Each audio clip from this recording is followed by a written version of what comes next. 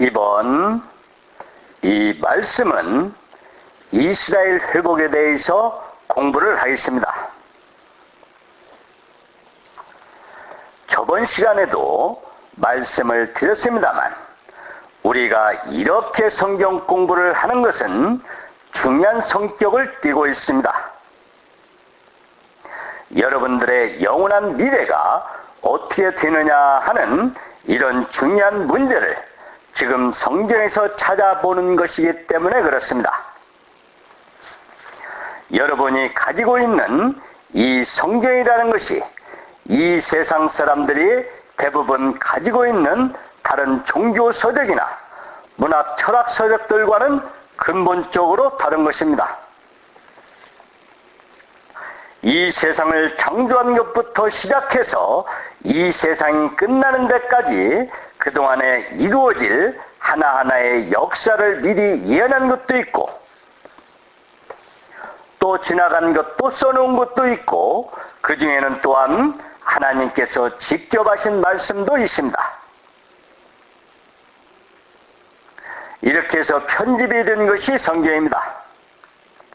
물론 사람들을 통해서 말씀을 하신 것이지만 그 사람들에게 성령으로 감동을 주셔서 하나님의 말씀을 쓰도록 해서 기록된 말씀이 바로 성경입니다.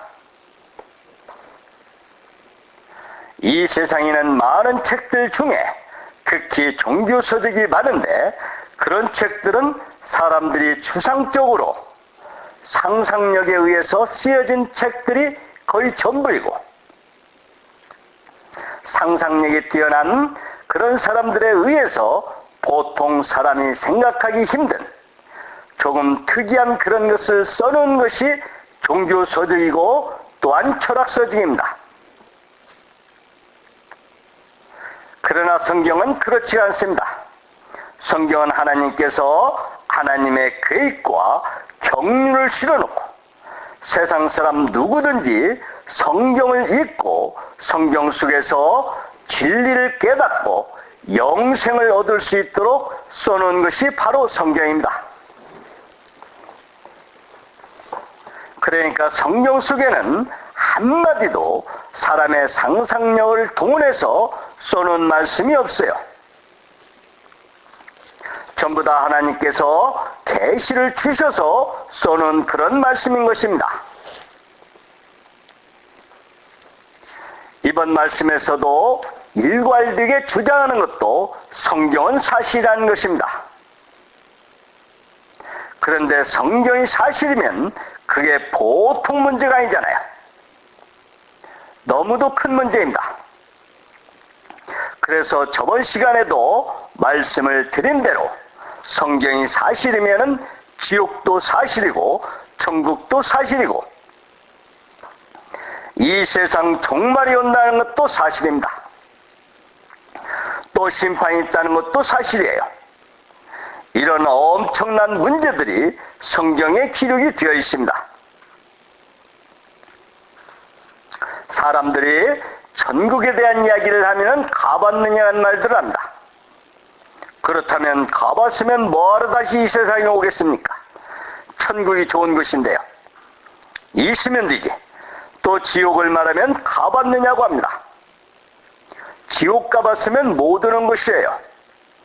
그래서 사람들이 아직 보지도 못하고 경험하지 못한 그 미래를 성경에 써놓았는데 그걸 미리 왜 써놓았느냐 하면 사람들이 천국을 찾아가도록 뜻하신 거고 지옥은 어떻게 해서든지 면하게 해주기 위해서 바로 그런 것입니다. 만일 지옥이 있다고 하면 무슨 수를 써서라도 그 지옥을 면해야 되잖아요. 그렇지 않습니까? 면하지 못하면 어떻게 되는 겁니까? 그런데 앞에서 우리는 성경의 여러 가지 부분을 보면서 짤막하지만 하나님께서 과학적인 법칙으로 이 세상을 창조하셨다는 것을 공부를 했습니다. 여러분, 그 이야기가 틀린 것이 있습니까? 절대로 틀리지 않습니다. 그리고 이제 왜 하나님께서 인간을 창조하셨는지도 알았고, 이 온 우주 만물은 사람들이 일시적이지만 잘 살게 하기 위해서 만들어졌다는 것도 알았습니다. 저 하늘에는 많은 천체들이 있는데 그 천체 어디에도 지구와 같은 그런 천체는 없어요. 어떤 학자가 이런 말을 했습니다. 이 지구에는 20만 가지나 되는 다른 별들에는 있을 수 없는 특징이 있다고요. 20만 가지의 특징이 있다는데 그게 왜 그러느냐 하면 사람이 살 터전이 되기 위해서 그런 것입니다. 이것도 가만히 생각을 해보면 태양과의 거리라든지 또 지구가 23.5도로 기울어져 있다든지 또 태양계에 있는 다른 별들이라든지 이 상관관계가 이 지구를 유지하기 위한 조건 아래서 이 모든 것이 형성이 되어 있습니다. 달이 왜 있는 줄 아십니까? 달이 없으면 지구에 사람이 못 살아요. 달은 그냥 혹처럼 붙어 있는 게 아니고 달이 지구를 뱅뱅 돌고 있습니다. 그런데 만일 달이 없다고 한다면은 지구와 태양의 인력에 차츰차츰 끌려 들어가서 태양에 붙어버려요. 그 태양 쪽으로 끌려가지 않게 하기 위해서 달이 이 지구를 돌면서 그쪽으로 끌려가는 것을 견제하고 있습니다. 또 끌려가지 않게 하기 위해서 있고 또 달이라는 것이 바다의 물을 썰물밀물을 만들어냅니다. 만약 썰물밀물이 생기지 않으면 지구의 기후가 조절이 되지 않고 기온도 조절이 되지 않습니다. 그러니까 이 모든 것이 과학적인 것입니다. 저는 과학자가 아니기 때문에 세밀하게는 잘 모르지만 우리가 상식적으로만 생각을 하더라도 이 세상은 너무도 세밀하게 과학적인 법칙으로 만들어졌다는 것을 알 수가 있습니다.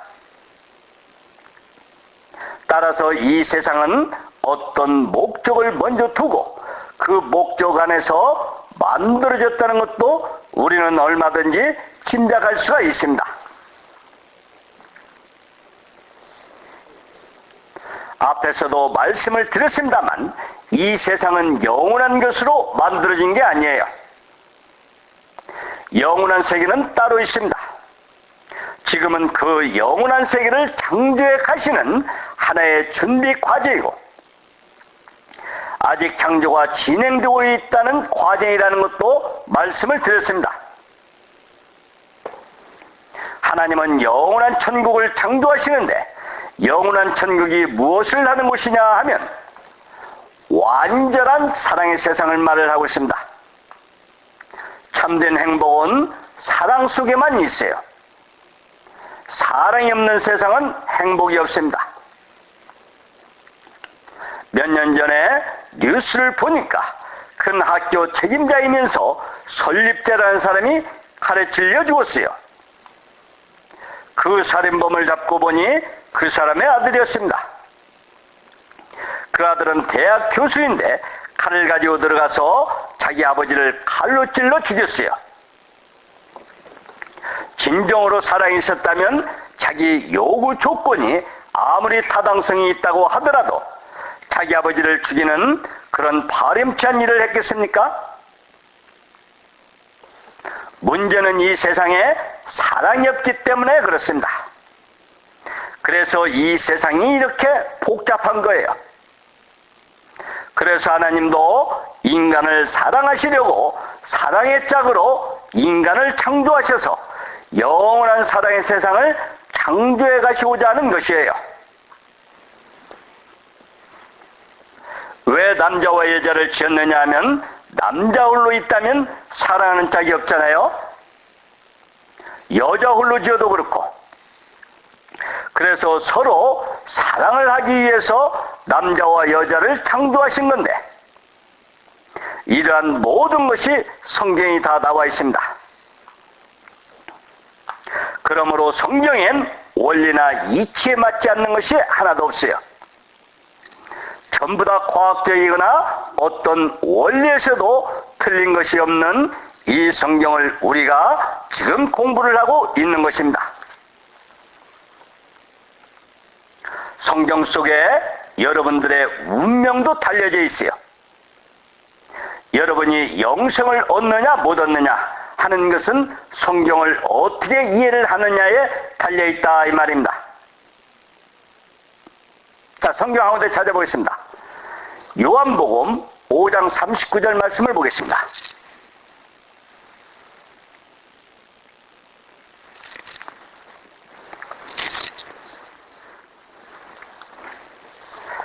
요한복음 5장 39절입니다.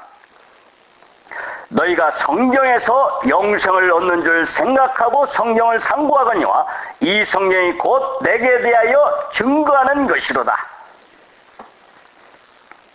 자, 보세요. 성경에서 영생을 얻는다고 되어 있잖아요. 성경 말고 다른 데서 영생을 얻는 길이 없고 책도 없고 오로지 성경에서만 영생을 얻을 수가 있습니다. 그러니까 이 성경 공부라는 게 얼마나 중요한 문제입니까? 여러분, 영생을 얻는 것이 성경 속에 있는데, 그렇지만 한자리에 앉아가지고 성경 공부를 하는데도 어떤 사람은 영생을 얻고 어떤 사람은 못 얻습니다. 왜 그런 줄 아세요? 성경은 영생 얻기 위해서 읽는데 그 사람의 마음 상태에 따라서 다른 것입니다. 머리가 좋거나 나쁘거나 하는 것과는 상관이 없어요. 머리가 좋다고 해서 영생을 얻는 게 아니고 머리가 좋고 나쁜 데 있지 않고 마음에 있습니다. 마음을 기울이는 사람은 성경 말씀이 그냥 귀에 쏙쏙 들어오면서 잘 알아지고, 마음이 딴 데 있는 사람은 성경 말씀을 들어도 그 말씀이 심어지지가 않습니다. 그러니까 여러분 마음의 방향이라는 것이 그렇게 중요한 것이에요. 아무쪼록 마음을 성경에 기울이고 집중하시길 바랍니다. 자, 그럼 창세기 1장 27절에서 28절까지 말씀을 보겠습니다.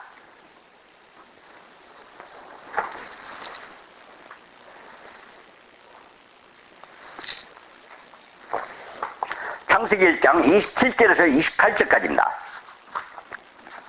하나님이 자기 형상 곧 하나님의 형상대로 사람을 창조하시되 남자와 여자를 창조하시고 하나님이 그들에게 복을 주시며 그들에게 이르시되 생육하고 번성하여 땅에 충만하라. 땅을 정복하라. 바다의 고기와 공중의 새와 땅에 움직이는 모든 생물을 다스리라 하시니라. 자, 우리 인류의 시조는 아담과 이브입니다. 이브는 한국말로 하면 하와라고 되어 있죠. 영어 성경에는 이브라고 되어 있습니다.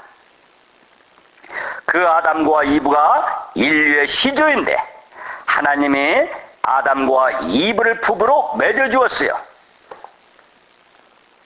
이 남자와 여자를 부부로 창조하신 다음에 그들에게 하나님의 대리자로서 권위를 부여했습니다.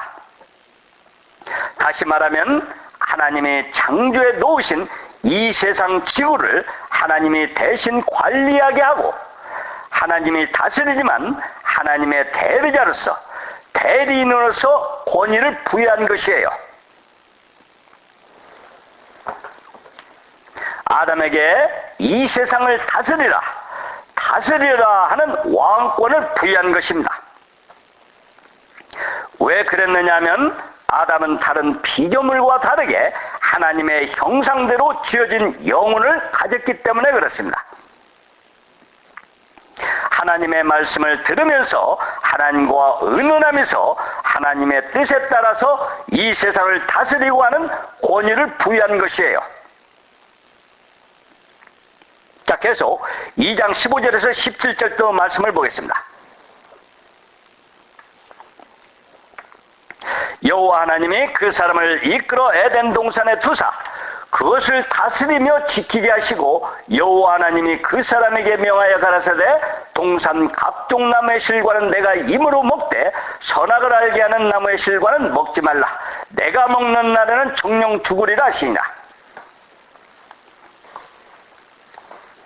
자, 이 세상을 다스리는데 그 다스리는 입장에서 딱 한 가지 금한 것이 있습니다. 그 금한 것이 뭐냐면 보통은 선악과라고들 말을 하는데 선악과를 먹으면 선과 악을 알게 되는 과실인데 그것을 먹으면 죽게 된다. 그러니까 그것을 먹지 말라고 하신 것입니다. 사람들은 이 선악과에 대해서 많은 질문들을 한다. 여기서는 이 문제에 대해서 오래 이야기할 수는 없고요. 한 가지만 생각해 보겠습니다.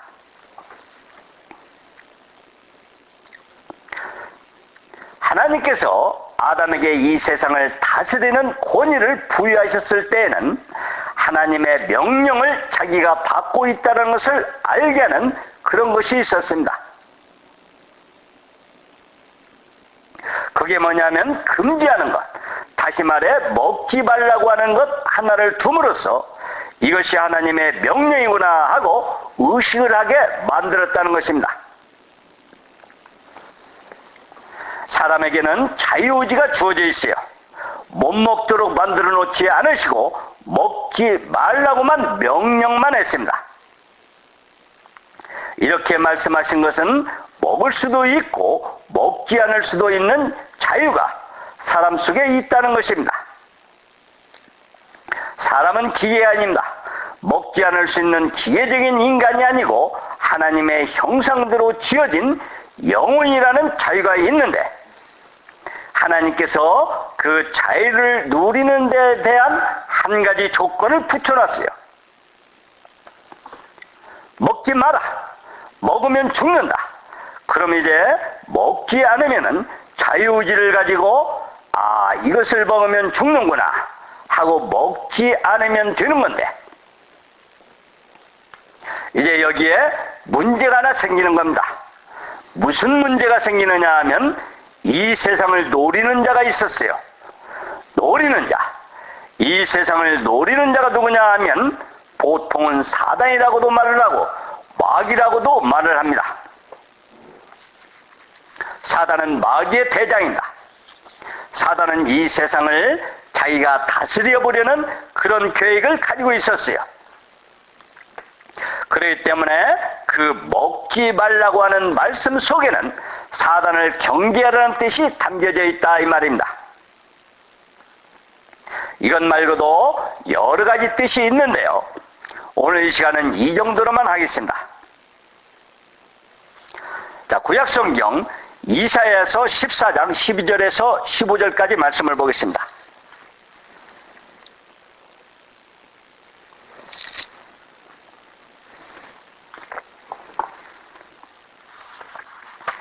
구약성경 이사야 14장 12절에서 15절까지입니다. 너 아침의 아들 계명성이여 어찌 그리 하늘에서 떨어졌으며 너 열국을 높은 자여 어찌 그리 땅에 찍혔는고 내가 내 마음에 이르기를 내가 하늘에 올라 하나님 무별 위에 나의 보좌를 높이리라. 내가 북극 지피 산 위에 차정하리라. 가장 높은 구름에 올라 지극히 높은 자와 비기리라 하더라. 자, 여기 계명성, 우리말로 말하면 새벽별이란 뜻입니다.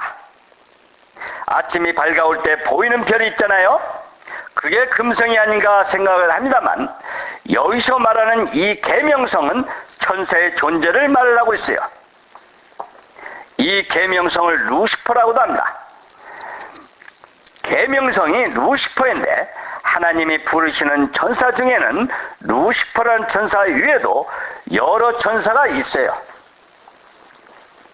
미가엘이라는 천사도 있고 가브리엘이라는 천사도 있고 라팔이라는 천사도 있습니다. 이 천사들 밑에는 많은 졸개 천사들이 굉장히 많이 딸려져 있어서 마치 군대의 군단과 같은 모양입니다. 하나님께서는 이 천사들을 거느리고 계시지만 천사들은 각기 역할이 다릅니다. 미가엘 천사는 전투하는 천사이고 가브리엘이라는 천사는 소식을 전하는 천사이며 계명성이라는 이 루시퍼라는 천사는 하나님 주변에 가장 가까이 있으면서 비서실장과 같은 역할을 수행하는 그런 천사였습니다. 그런데 이 루시퍼라는 천사가 마음속에 악한 생각을 호련히 가지게 되었습니다. 천사는 육체가 아닌 영물이거든요. 이 루시퍼가 무슨 악한 생각을 가지게 됐느냐 하면 하나님하고 같이 한번 되어보겠다. 그래서 자기가 하나님 위치에 올라가서 이 세상을 좌지우지하고 지배해보겠다 하는 생각을 하게 된 것입니다. 하나님은 그래서 루시퍼라는 천사를 쫓아내버렸어요. 그게 영이기 때문에 없애버릴 수는 없고요. 영이라는 것은 없어지지가 않습니다. 여러분들 영도 없어지가 않아요. 그래서 쫓겨난 루시퍼가 바로 사단이 된 것입니다. 그리고 루시퍼 밑에 딸려있는 많은 부하들을 마귀라고 합니다. 하나님이 이 세상을 창조하신 다음에 아담에게 이 세상을 다스리라고 주셨습니다. 하지만 하나님은 사단이 있다는 것을 아시기 때문에 아담이라는 사람의 마음속에 사단을 경계하도록 해야 되겠다 하는 생각을 하게 된 것입니다. 그것이 바로 선악과입니다. 선악을 알게 하는 나무의 실과는 먹지 말라고 하는 명령을 내리셨던 거예요. 자, 다시 창세기로 돌아가세요. 창세기 3장 1절에서 3절까지 또 보겠습니다.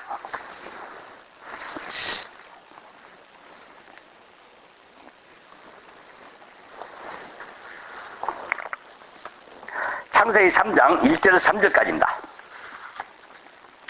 여호와 하나님이 지으신 들짐승 중에 뱀이 가장 간교하더라. 뱀이 여자에게 물어 가로되 하나님이 참으로 너희더러 동산 모든 나무의 실과를 먹지 말라 하시더냐.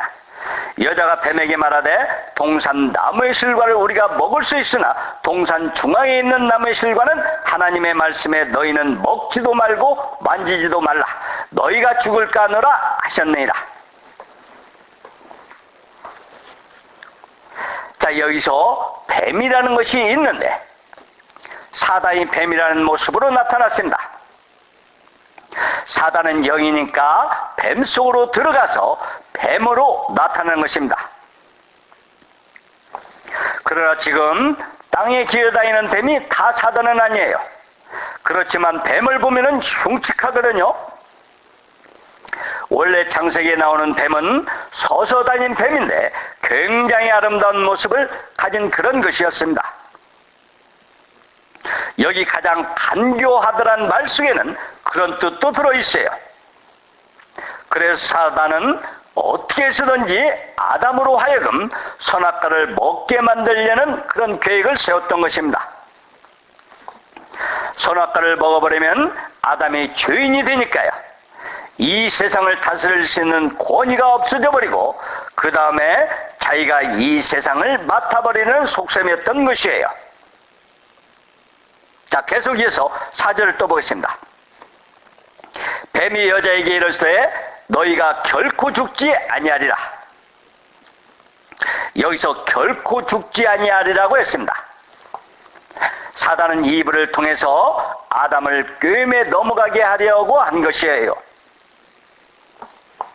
먼저 하나님은 선악을 알게 하는 실과를 먹으면 정령 죽는다고 말씀을 하셨지만 이 여자라는 말은 우리 조상인데 좀 미안합니다만 이제 죽을까 하느라, 다시 말해 죽을 가능성이 있다고 하는 그런 대답을 했는데요. 그 말이 잘못된 거죠.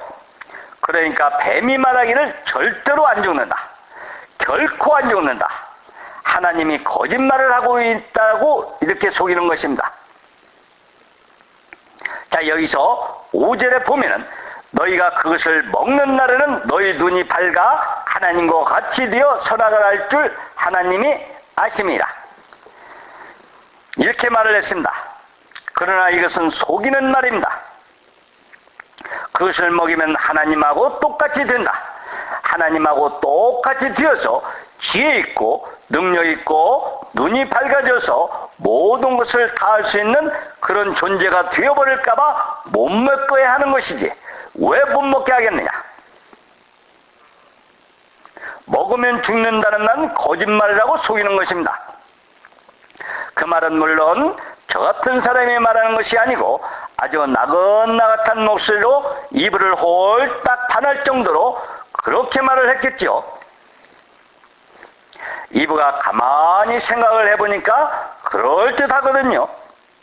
하나님이 못 먹게 하는 그 이유는 틀림없이 죽기 때문에 못 먹게 하는 것이 아니고 사다이 말한 대로 눈이 밝아져서 하나님처럼 되면 옳거니, 그러면 그렇지 하나님과 같은 존재가 또 생기면 큰일 나니까, 그래서 하나님이 못 먹게 하는 것이구나 이렇게 생각을 해서 그만 홀라당 넘어가 버렸습니다. 자, 여기 3장 6절을 또 보겠습니다. 여자 그 나무를 본즉 먹음직도 하고 보암직도 하고 지혜롭게 할 만큼 탐스럽기도 한 나무인지라. 여자 그 실과를 따먹고 자기와 함께 한 남편에게도 주매 그도 먹은지라. 나무를 보니까 먹음직도 하고 또 보암직도 하고 지혜롭게 할 만큼 탐스럽기까지 했다고 했습니다. 먹음직하다는 말은 육신의 정욕을 말을 하는 것입니다. 보암직하다는 말은 눈의 정욕이 생겼다는 말이고, 또 지혜롭게 탐스럽다 하면 이생의 자랑이라는 뜻인데, 자랑이라는 것은 내가 똑똑하고 지혜 있고 누구보다 낫다는 것을 말을 합니다. 이분은 정말 그 선악과를 보면서 그런 마음이 생겨버렸어요. 여러분들도 생각해 보십시오. 이브의 마음이 그대로 여러분들 속에 다 들어가 있습니다. 한 사람도 빠짐없이 100%입니다. 한 사람도 빠짐없이 여러분 마음속에는 육신의 정욕이라는 게 있어요. 물론 먹는다는 것도 정욕이고 이성과 교제하는 것도 정욕입니다. 이 모든 욕심이 여러분 속에 다 들어가 있어요. 그게 하오로부터 전해 내려온 것입니다. 자, 여기 또 여러분 그것만 있는 게 아니고 안목의 정욕, 눈의 욕심이 이게 한정이 없어요. 성경에는 눈은 봐도 족함이 없다는 말이 있는데, 이렇게 말을 했는데요. 저도 비교적 여행을 많이 했습니다만 여행을 하다 보면은 참 경치 좋고 아름다운 곳도 상당히 많이 있어요. 그렇지만 이제 한번 휙 둘러보면은 그 다음에 거기에 한참 오래 있을 수가 없어요. 눈은 봐도 족함이 없다고 하였듯이 사람의 눈이라는 것은 할 수만 있으면 뭔가 더 아름다운 것을 보고 싶어하는 그런 욕망이 있습니다. 여기 이곳 뉴욕 맨하탄만 봐도 그래요. 거리에 지나가는 여인들의 옷 색깔만 봐도 형형색색이에요. 헤어스타일도 제각기이고요. 왜 그러느냐면 무언가 좀 아름답게 꾸며보고 싶은 마음의 욕망 때문에 그렇습니다. 눈을 만족시키려 보려는 마음의 본능 때문인 거죠. 사람들은 아무것도 몰라요. 모이기만 하면 전부 다 자기가 잘난 척들을 한다. 자기가 제일 똑똑하고 제일 잘나고 누가 한마디 하면 뒤질세라 자기도 바로 한마디 하고, 그게 자랑이 나는 것입니다. 사람은 누구나 자기 잘난 맛에 산다고들 하잖아요. 늦고 박생이라도 자기로서는 제 잘난 맛에 산다는 그런 뜻입니다. 지금 여러분 속에 활동하고 있는 그 성격이 어디로서부터 온 것인가 하면 그 이유로부터 온 것이에요. 그래서 그것을 사람들이 죄를 짓는 것이에요. 적당히 먹고 마시면 되는데 과음과식하고 그 먹을 것을 위해서 노력하다 보니 죄를 짓고 있잖아요. 이 눈을 만족시키려 하다 보니까 온갖 죄를 다 지어요. 남자들은 여성에 빠지기도 하고 미모의 여성을 그냥 탐심을 가지고 바라보는가 하면 어떻게 하면은 아름다운 집을 지어 이 좋은 집에서 나도 살고 있다고 하는 그걸 자랑해 볼까 해서 다 그런 것 때문에 죄가 생기는 겁니다. 어떻게 공부를 많이 해가지고 남을 누르고 내가 잘난 이치에서 살아보려고들 합니다. 다 이런 것 때문에 이 세상에 죄가 있는 것이에요. 자기 아버지를 칼로 찔러 죽이는 범죄가 나오는 것도 다 그 때문입니다. 이 세상이 그렇게 되어버린 거예요. 다음 7절도 계속 보겠습니다. 이에 그들의 눈이 밝아 자기들의 몸이 벗은 줄을 알고 무화과 나무 잎을 엮어 치마를 하였더라. 이게 아닌 게 아니라 사단이 말한 대로 눈이 밝아졌습니다. 전에는 에덴 동산에서 둘만 살았으니 벗었는지 입었는지 전혀 의식하지 않고 아무 부끄러움 없이 그냥 살고 있었어요. 그런데 이상하게도 선악과를 먹고 난 다음에 눈이 밝아졌는데 무엇이 보이느냐 하면 아이고 내가 빨가벗고 있었구나 라는 사실을 발견하게 된 것입니다. 겨우 눈이 밝아졌다는 게 그것을 발견하게 된 것이에요. 그게 무슨 뜻인가 하면 죄가 생겨나서 양심의 눈이 뜨인 것입니다. 그러면서 부끄럽다는 것을 알게 됐어요. 전에는 몰랐는데 그때부터 부끄러운 마음이 생겼어요. 또 허전한 마음이 생겼어요. 뭔지 모르지만 무섭고 두려운 마음이 생긴 것입니다. 그게 바로 눈이 밝아졌다는 뜻입니다. 또 허전한 것, 그것이 무엇인 줄 아세요? 그것은 영이 죽었다는 뜻입니다. 여러분 속에 영이 있는데 그것이 죽었다는 말이에요. 또 두려운 마음이 생겼다는 것은 곧 죽음을 말합니다. 죽음이란 이게 뭐냐 하면 하나님이 있고 내가 있으면 그 사이에 생명선이 이어져 있어야 하는데 죄가 생겨나면서 이 생명줄이 그만 딱 끊어져 버린 것이에요. 여러분은 육신이 죽어서 땅속에 들어가는 것만 죽음이라고 생각들을 하는데 그렇지가 않습니다. 하나님과 나 사이에 이어져 있어야 할 생명선이 죄로 인해 끊어져 버린 것이에요. 그게 바로 곧 죽음인 것입니다. 자, 가령 여기 버드나무가 있다고 칩시다. 그런데 어떤 사람이 톱으로 밑둥치를 확 잘라버리면 버드나무는 쓰러지겠죠. 그러면은 이 버드나무는 생명의 뿌리인 밑둥치가 잘렸기 때문에 실상은 죽었습니다. 하지만 그 속에 수분이 마를 때까지는 시들지가 않아요. 진짜로는 죽었는데 조금은 안 죽은 것처럼 그렇게 있다 이 말입니다. 그와 마찬가지로 여러분도 지금 이 세상에 죽은 채로 살고 있습니다. 밑둥치가 하나님이신데 죄로 인해 그 밑둥치와 연결된 생명성이 끊어져 버린 거예요. 영이 죽어버린 것입니다. 그래서 불안하고 그래서 부끄럽고 양심의 괴로움을 느끼는 것이에요. 그런 문제를 어떻게 하면 그 죽은 영이 다시 살아나냐 하는 것입니다. 물론 답은 성경 속에 있겠죠. 성경에서 영생을 얻는다는 말은 죽었던 영이 다시 살아난 것을 말을 하고 있습니다. 자, 이제 다시 7절 말씀으로 돌아가세요.